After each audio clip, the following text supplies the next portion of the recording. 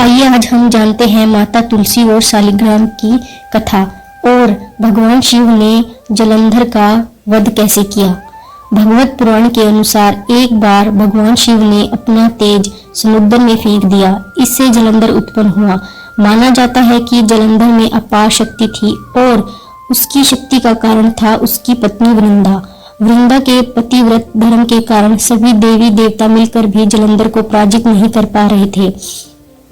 जलंधर को मालूम था कि ब्रह्मांड में सबसे शक्तिशाली कोई है तो वे हैं देवों के देव महादेव। जलंधर ने खुद को सर्वशक्तिमान रूप में स्थापित करने के लिए पहले इंद्र को परास्त किया और त्रिलोकाधिपति बन गया। इसके बाद उसने विष्णु लोक पर आक्रमण किया। जलंधर ने विष्णु को परास्त कर देवी लक्ष्मी को विष्णु से छीन लेने की योजना बनाई। इसके चलते उसने वैकुंठ पर आक्रमण कर दिया। लेकिन देवी लक्ष्मी ने जलंधर से कहा कि हम दोनों ही जल से उत्पन्न हुए हैं, इसलिए हम भाई बहन हैं।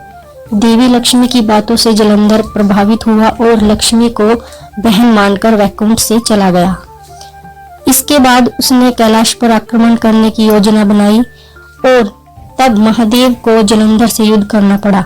लेकिन वृंदा के अस्तित्व के कारण भगवान शिव का हर प्रहार जलंधर निसफल कर देता था।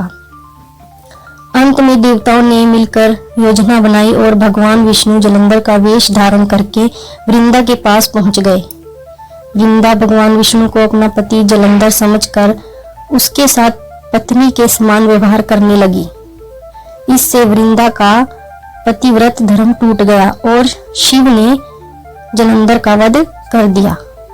जब वृंदा को इस छल का पता चला तो उन्होंने विष्णु जी को श्राप दे दिया कि वे पत्थर के रूप में बदल जाएंगे।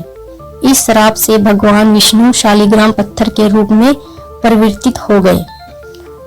तुलसी विवाह की परंपरा। श्राप देने के बाद वृंदा ने स्वयं को अग्नि में समर्पित कर दिया और उनकी राख से तुलसी का पौधा उत्पन्न हुआ।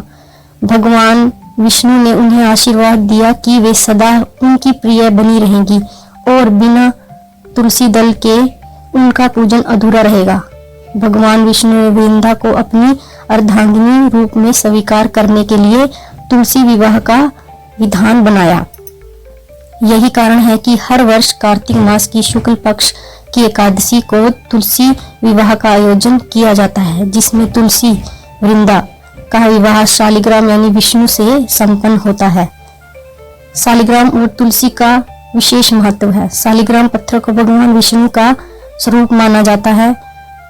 तुलसी को माता लक्ष्मी का स्वरूप माना जाता है। बिना तुलसी के भगवान विष्णु की पूजा अधूरी मानी जाती है। यह कथा हमें यह सिखाती है कि भक्ति और श्रद्धा का विशेष महत्व है। माता तुलसी और भगवान विष्णु के इस दिव्य मिलन से ही भक्तों के लिए तुलसी विवाह की परंपरा चली आ रही है। जय तुलसी माता की।